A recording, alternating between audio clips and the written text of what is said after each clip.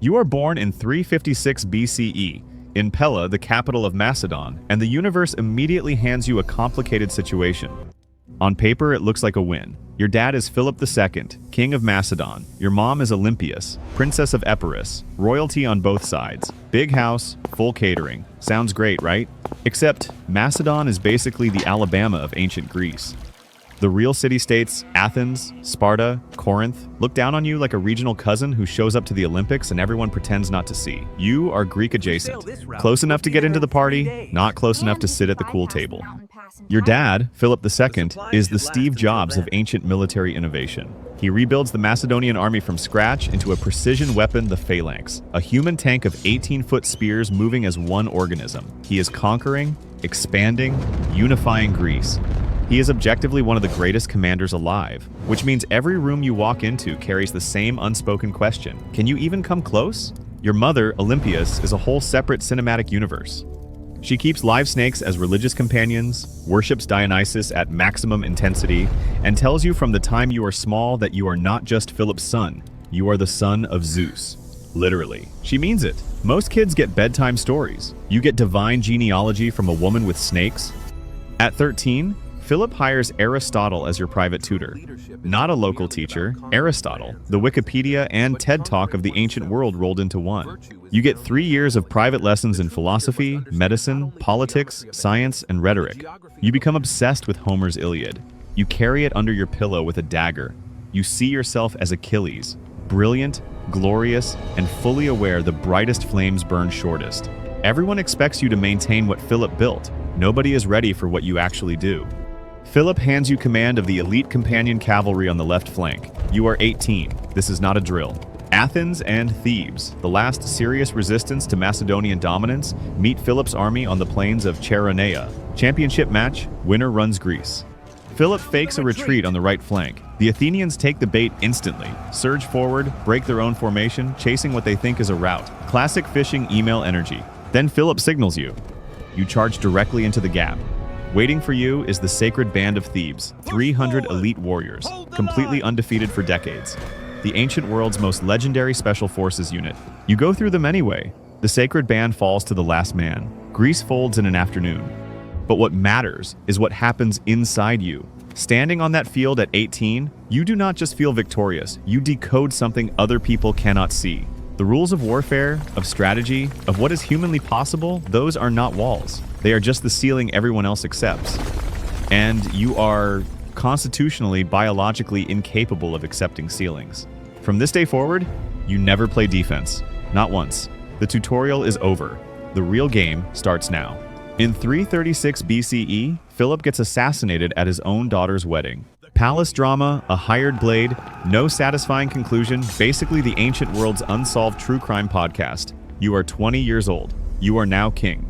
Day 1. Crush the rivals before they move. Remind Greece the new management has identical energy to the old management. Then raise Thebes when it revolts every building except the temples and the poet Pindar's house. Because even making a geopolitical example of an entire city, you have taste. The whole Greek world goes quiet like a classroom when the principal walks in unannounced. Now you can do what you have been planning since you were a teenager reading the Iliad by lamplight. You are going to invade the Persian Empire. The Persian Empire in 334 BCE is the largest political structure on Earth. It stretches from the Aegean to the borders of India. Darius III is rich in the way that makes modern billionaires look like they are on a payment plan. His army is enormous. His resources are essentially limitless. You have 40,000 men and the confidence of someone who has never lost anything. You cross into Asia, stop at Troy first because you are not subtle, make offerings at Achilles' tomb, run a lap in full armor, and announce to history that a new Iliad is beginning and you are the hero. Then, victory after victory after victory after victory after victory. Granicus River, massive win. You personally charge into the thickest fighting, nearly die twice, and emerge victorious. Issus, 333 BCE, you meet Darius himself, whose army dwarfs yours, and you ride directly at him. Darius panics and flees, leaving behind his mother, his wife, his daughters, and the royal treasury. You treat his family with full royal courtesy, because you are not just winning battles, you are winning the narrative. Egypt, 332 BCE, the Egyptians open the gates, relieved to be rid of Persia. The priests declare you son of Zeus, Ammon. Your mother, receiving this news, is deeply unsurprised. You found Alexandria on the Mediterranean coast at age 23. It will one day house the greatest library ever assembled. You are not just thinking about the next battle, you are thinking about what survives you. Gaugamela, 331 BCE, the rematch. Darius fields a colossal army, levels the ground specially to neutralize your cavalry, and designs the battlefield specifically to beat you. You study the terrain, then sleep. Your general Parmenion suggests a night attack.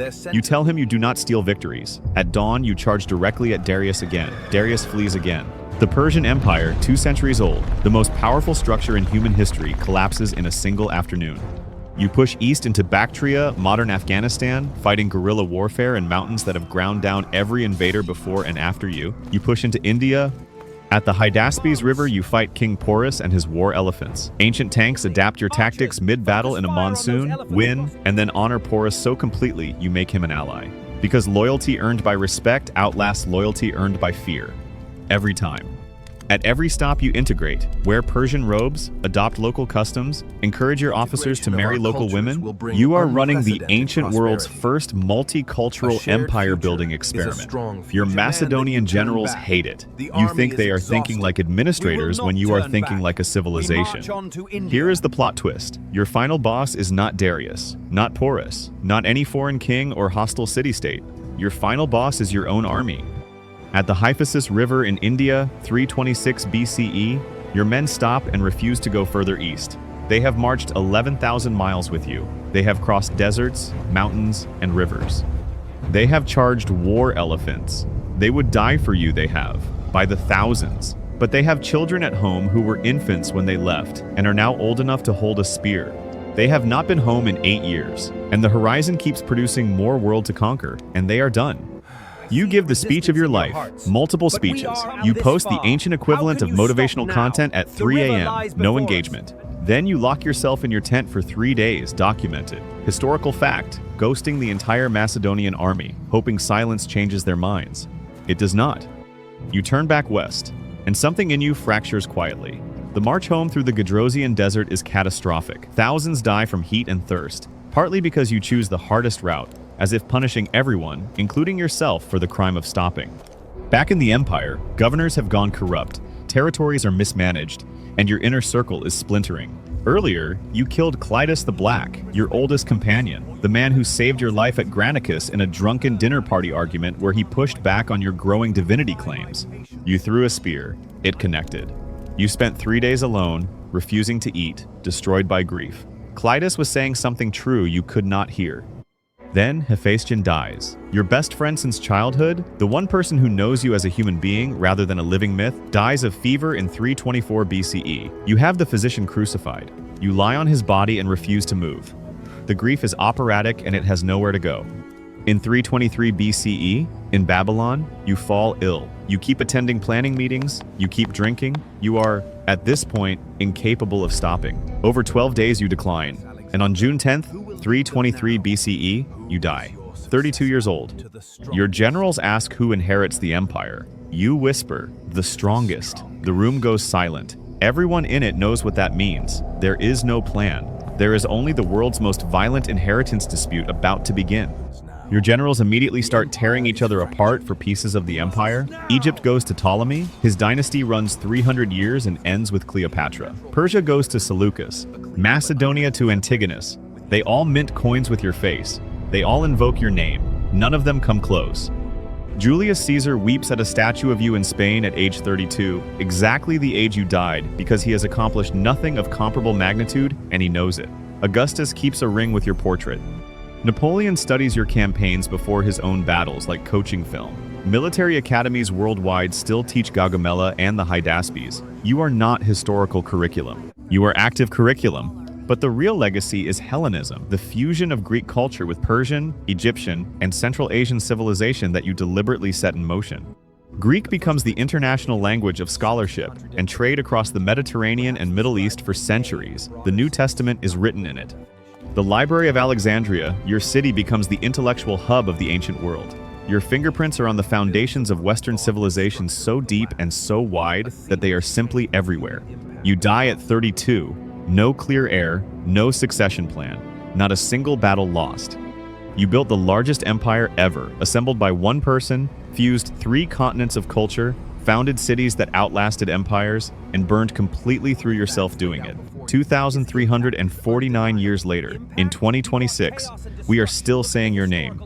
Still arguing about whether you were a liberator or a tyrant, a genius or a man with catastrophic emotional wounds, and a mother who told him he was divine. The answer is yes. All of it. Simultaneously. You told the world you were the son of Zeus. You acted like it every single day.